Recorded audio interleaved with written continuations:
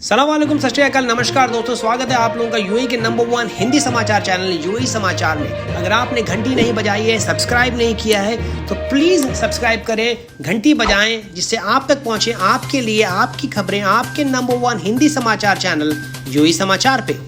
ये हैं आज की बड़ी खबरें। नया अनाउंसमेंट आया भारत सरकार मिनिस्ट्री ऑफ सिविल एविएशन की तरफ से कि जितने भी अप्रवासी भारतीय जो कि यूएई रेसिडेंट वीजा होल्डर हैं और वो भारत से यूएई आना चाहते हैं, उनके लिए बहुत ही अच्छी खबर। जितने भी चार्टर फ्लाइट यूएई कैरियर्स यानी यूएई स्थित एयरलाइंस के द्वारा ऑपरेट की जा रही, जिसमें Etihad Airways, Emirates Airlines, Fly Dubai और एयर अरेबिया शामिल हैं, वो वापसी में भारत से ये सारे अप्रवासी भारतीय जिनके पास में यूएई के रेसिडेंस वीजाज हैं और जिनके पास में अप्रूवल है आईसीए का अप्रूवल, वो वापस लौट सकते हैं भारत से यूएई के लिए। ये नया एग्रीमेंट हुआ है ministry of civil aviation, Bharat सरकार और यूएई के सरकार के बीच। इसके तहत वो तमाम रिपैट्रिएशन फ्लाइट जो कि वंदे भारत मिशन के तहत ऑपरेट की जा रही है, वो भारत से यूएई आने के समय अप्रवासी भारतीय जिनके पास में आईसीए के अप्रूवल्स हैं वो लेके आ पाएगी यूएई में। लेकिन दूसरा अनाउंसमेंट ये भी किया गया है कि इन तमाम फ्लाइट्स के ऊपर केवल वही अप्रवासी भारतीय आ सकते हैं जो केवल यूएई के रेसिडेंट वीजा होल्डर्स हैं,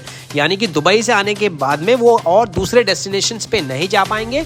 ये केवल दुबई के लिए और अबू धाबी और शारजा एयरपोर्ट के लिए ही उड़ान भर सकते हैं। फिलहाल ये एग्रीमेंट 15 दिन के लिए साइन किया गया, यानी कि 12 जुलाई से लेकर 26 जुलाई तक। इसके बाद में इस पूरे एग्रीमेंट की वापस समीक्षा की जाएगी, वापस रिव्यू किया जाएगा। समय की मांग के हिसाब से सिचुएशन को देखते हुए इसको वापस रिन्यू या एक्सटेंड भी किया जा सकता है। जितने भी अप्रवासी भारतीय जो कि भारत से यूएई लौटना चाहते हैं, उनका टेस्ट होना अनिवार्य है कोविड-19 का 96 घंटे पहले उड़ान भरने से। ये जानकारी दी है भारत में मौजूद यूएई के राजदूत डॉक्टर अहमद अब्दुल रहमान अल-बना ने। के तहत अब जितने भी भारतीय यात्री हैं वो 600 से भी ज्यादा लेबोरेटरीज में टेस्ट करवा पाएंगे जो कि Indian council of medical research द्वारा मान्य है। इसमें से 372 लेबोरेटरीज सरकार के द्वारा चलाई जाती है और 228 लैब्स प्राइवेटली संचालित हैं। दुबई के लिए 13 से भी ज्यादा अंतर्राष्ट्रीय एयरलाइंस ने उड़ानों की शुरुआत कर दी है, जिसमें Air Blue, Air France, Cebu Pacific, Egypt Air, Ethiopian Airlines, Gulf Air, KLM, Lufthansa,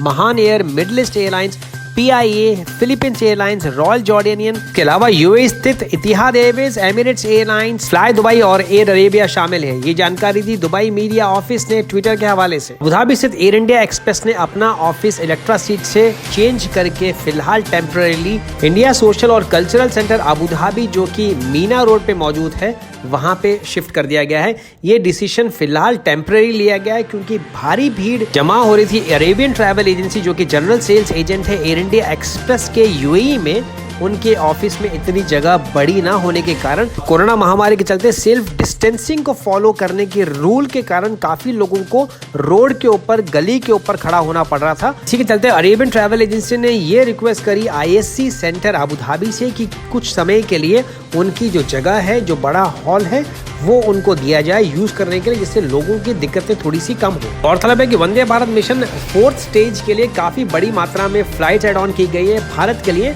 और इसके कारण लोगों में काफी उत्साह है और काफी सारे लोग इच्छुक हैं टिकट्स बुक करने के लिए। इसी के चलते भारी मात्रा में लोगों की भीड़ देखने को मिल रही है। यह जानकारी दी आईएससी जनरल सेक्रेटरी श्री जोजो जे अम्बुकन ने। शारजा के डेप्यूटी रूलर यानी उपशासक शेख अहमद बिन सुल्तान अल कसीमी, इनका देहांत हो गया गुरुवार यानी जुम्मेरात के दिन। अनाउंस किया हिजाना शेख डॉक्टर सुल्तान बिन मोहम्मद अल कसीमी जो कि सुप्रीम काउंसिल के मेंबर हैं और रूलर हैं शारजा के, उनके दीवान यानी कि रॉयल कोर्ट ने। के देहांत पे यूएई के तमाम लीडर्स, इसमें शेख मोहम्मद बिन जायद अल नहयान जो कि अबू धाबी के क्राउन प्रिंस भी हैं, अबू धाबी एग्जीक्यूटिव काउंसिल के चेयरमैन हैं, शेख मोहम्मद बिन राशिद अल मखतूम जो कि दुबई के रूलर हैं और इस देश के उपराष्ट्रपति और प्रधानमंत्री भी हैं।